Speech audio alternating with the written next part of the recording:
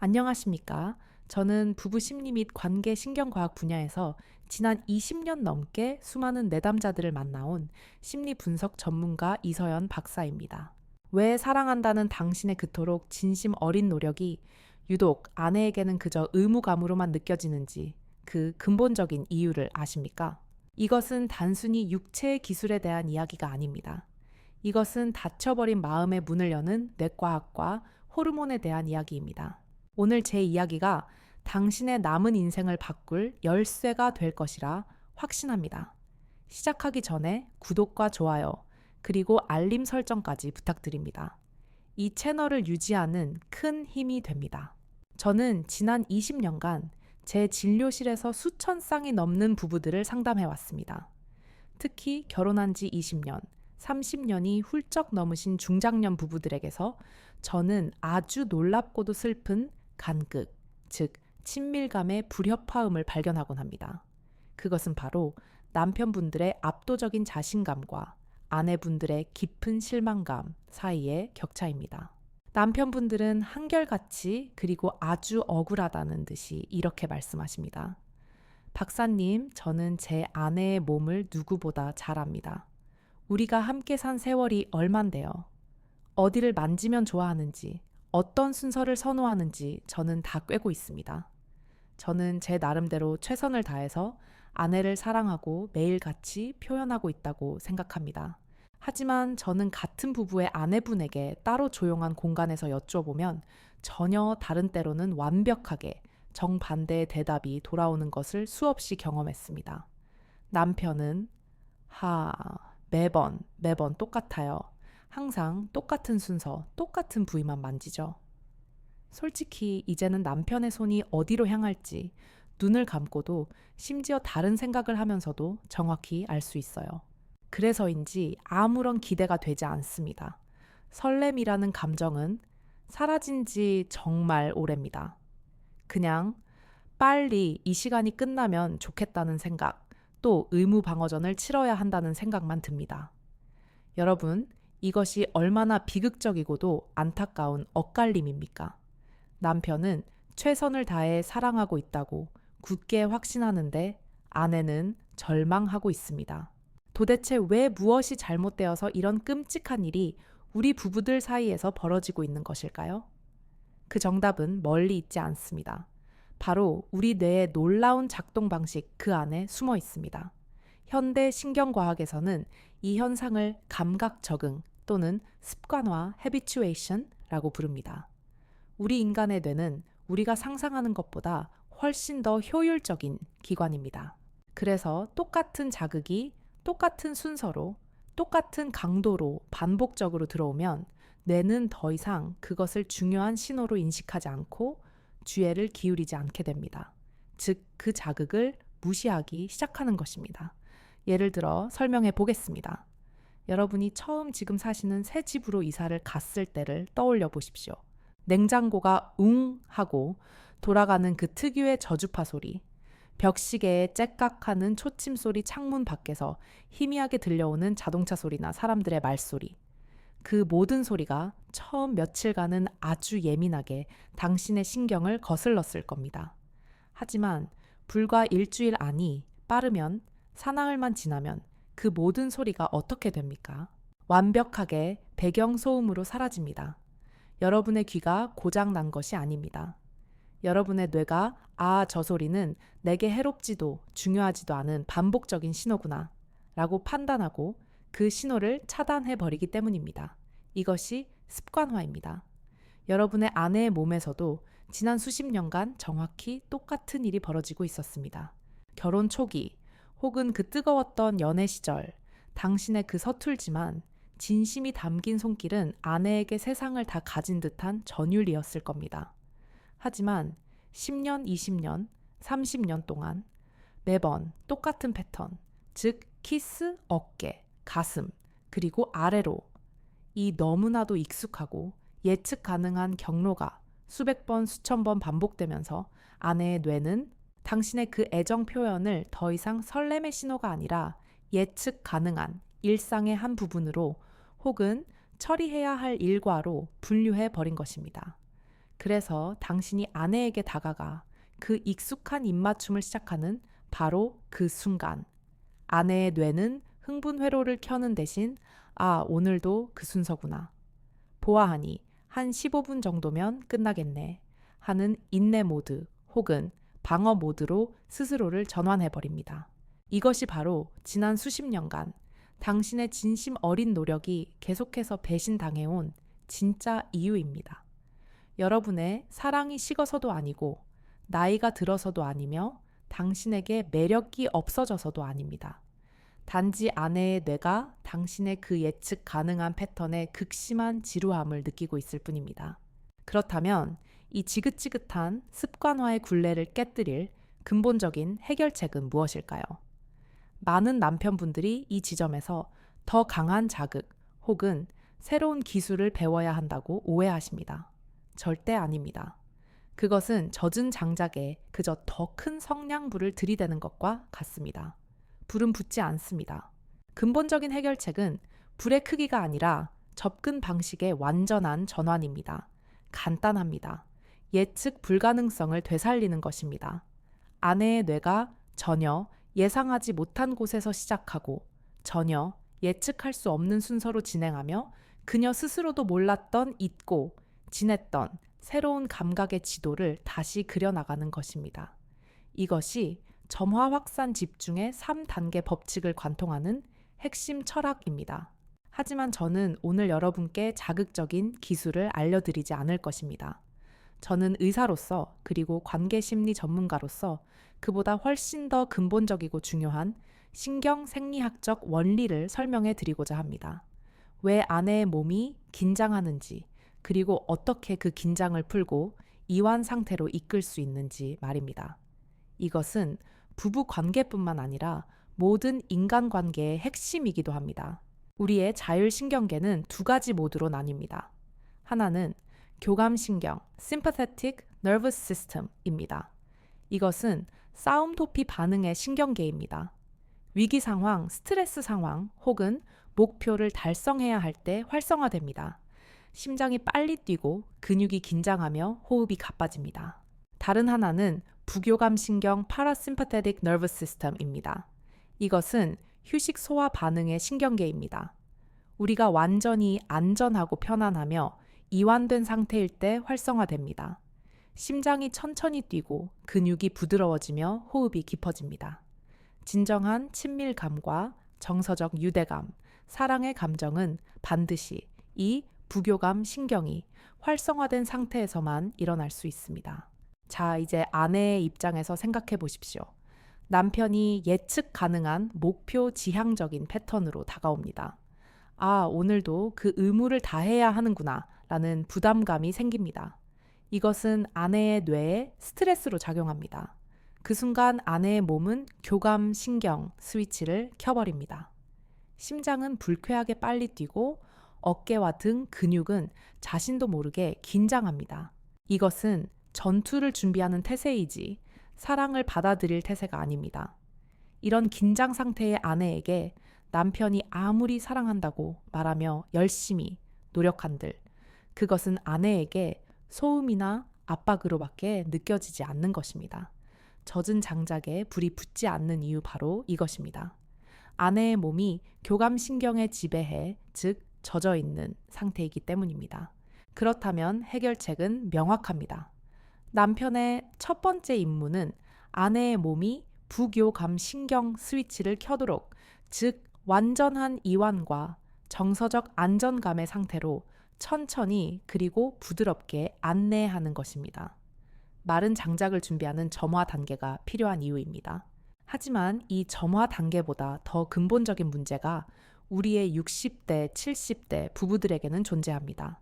바로 뇌의 지루함이 아니라 신체의 고통입니다.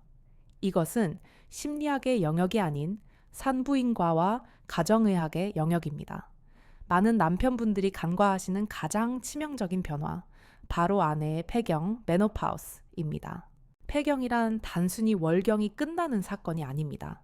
이것은 여성의 몸을 수십 년간 지켜온 에스트로겐이라는 위대한 호르몬의 보호막이 완전히 고갈되는 상태를 의미합니다. 이 에스트로겐이라는 보호막이 사라지면서 아내의 몸은 이전과는 비교할 수 없는 거대한 사막화가 시작됩니다. 첫 번째 변화는 위축성 지렴 에이트로픽 바지나이티스입니다. 에스트로겐의 보호를 더 이상 받지 못하는 질점막과 외음부는 마치 가뭄이 든 논바닥처럼 수분이 사라지고 건조해집니다. 점막은 종이장처럼 얇아지고 탄력을 잃어버리게 됩니다. 이 상태에서 만약 남편이 과거의 방식대로 충분한 준비는 없이 삽입을 시도하면 어떻게 될까요? 아내는 쾌감이 아니라 마치 칼날이나 사포로 긁는 듯한 극심한 통증, 즉 성교통 디스파르니아를 느끼게 됩니다. 나는 괜찮은데 아내가 왜 자꾸 피하지?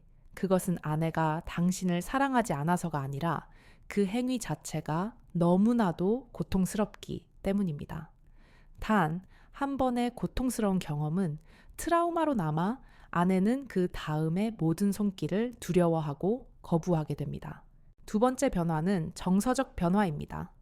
에스트로겐은 여성의 천연 항구울제와도 같습니다. 이 호르몬이 고갈되면 여성은 이유 없는 우울감, 불안감, 초조함에 쉽게 휩싸입니다. 또한 자율신경계의 조절이 실패하면서 밤낮 없이 얼굴이 화끈거리는 안면 홍조, 가슴이 두근거리는 심계항진, 그리고 밤에 잠을 이루지 못하는 수면 장애에 극심하게 시달리게 됩니다.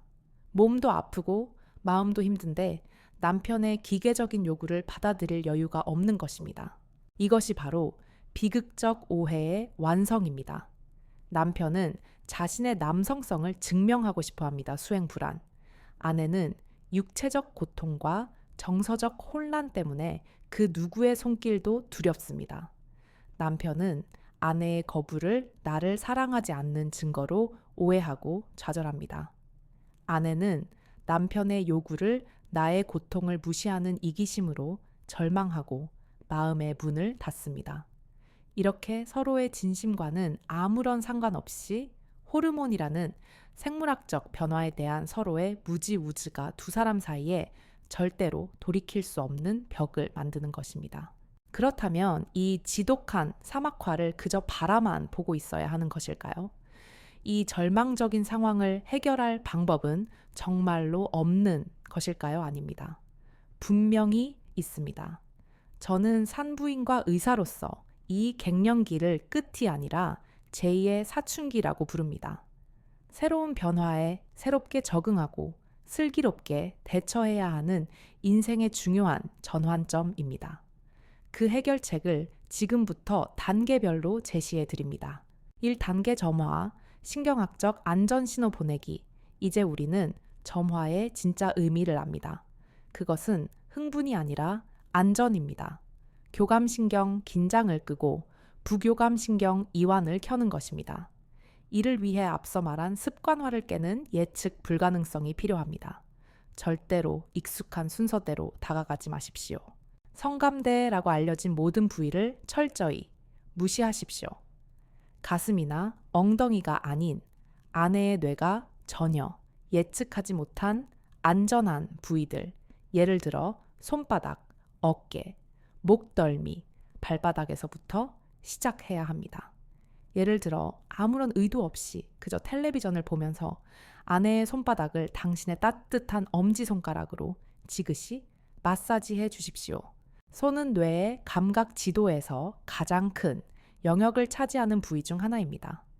이곳을 따뜻하게 자극하는 것은 나는 당신을 해치지 않아.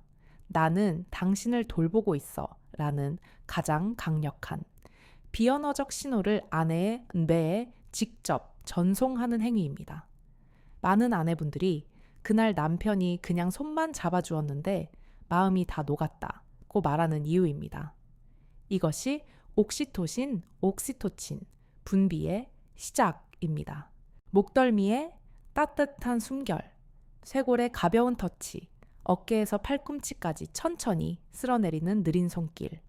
이 모든 예측 불가능한 부드러움이 아내의 뇌를 혼란시키고 방어 모드를 해제하며 오늘은 뭔가 다른데 하는 신선한 호기심을 자극합니다. 이것이 바로 마른 장작을 준비하는 첫 번째 과정입니다. 이 단계 확산, 의학적 문제 해결하기, 점화가 성공하여 아내가 심리적으로 이완되었다 해도 물리적인 고통이 남아있다면 불길은 확산될 수 없습니다. 사막에 물을 주어야 합니다. 이것이 이 단계의 핵심입니다. 남편분들의 적극적인 태도가 절실합니다. 첫째, 소통입니다. 남편은 반드시 물어야 합니다. 여보, 혹시 아프진 않아? 불편하면 언제든 말해줘.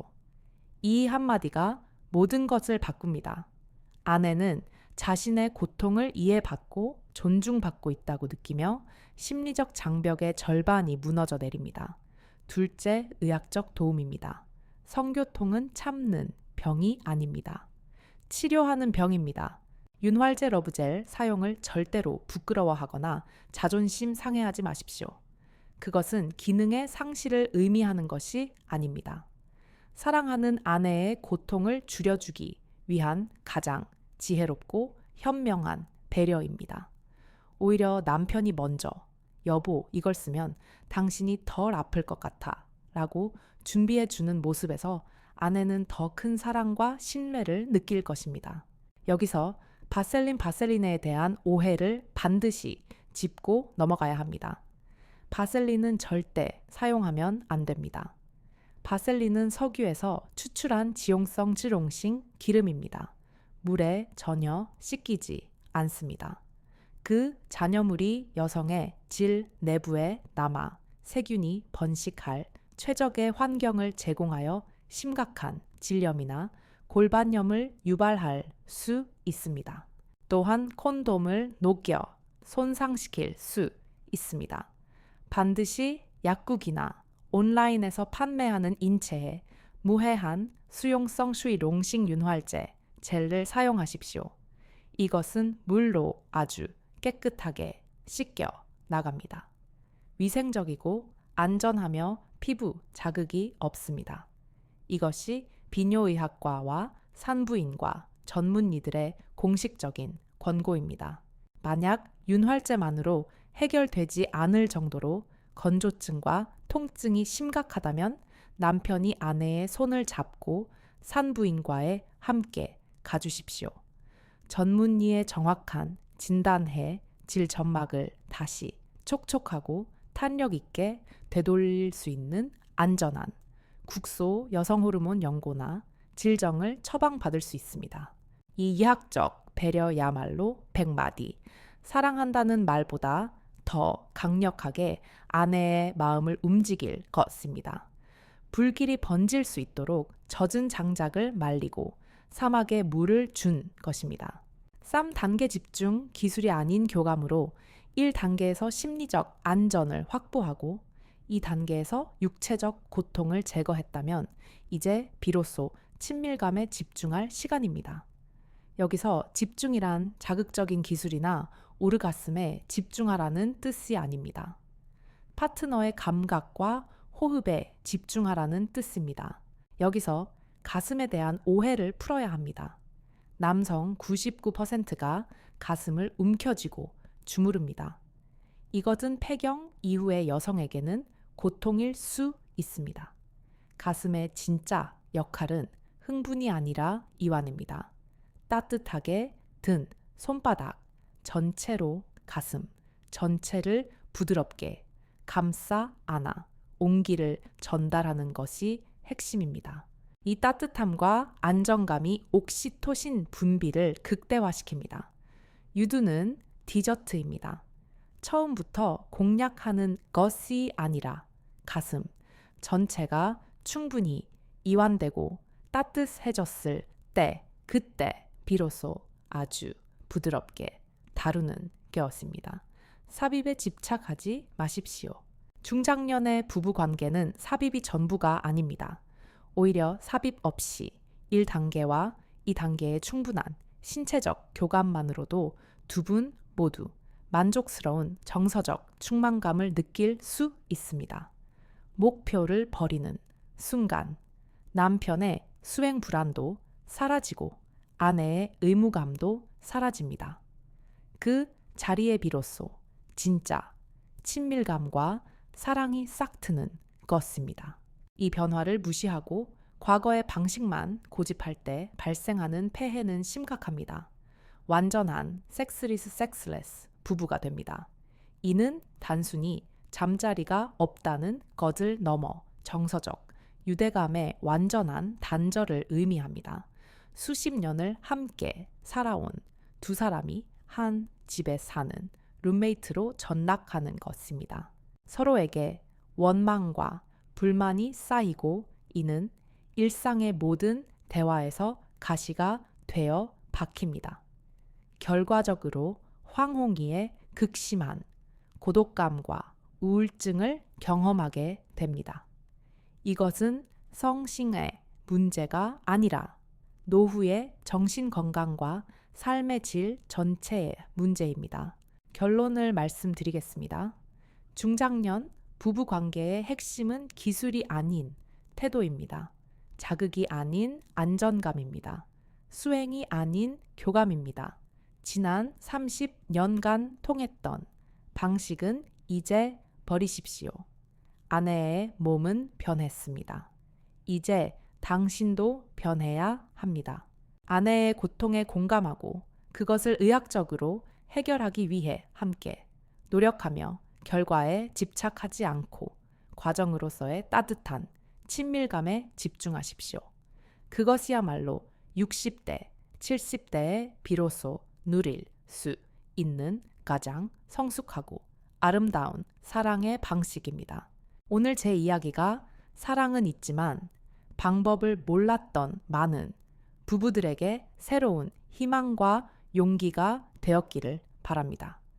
이 정보가 도움이 되셨다면 구독과 좋아요로 저를 응원해 주십시오. 그리고 여러분의 소중한 경험이나 다짐을 댓글로 남겨 주십시오. 저도 오늘부터 아내의 마음을 먼저 읽겠습니다. 와 같은 여러분의 이야기가 모여 비슷한 고민을 하는 다른 부부들에게 가장 큰 힘이 될 게였습니다. 지금까지 여러분이 행복한 노후를 응원하는 이서연 박사였습니다. 감사합니다.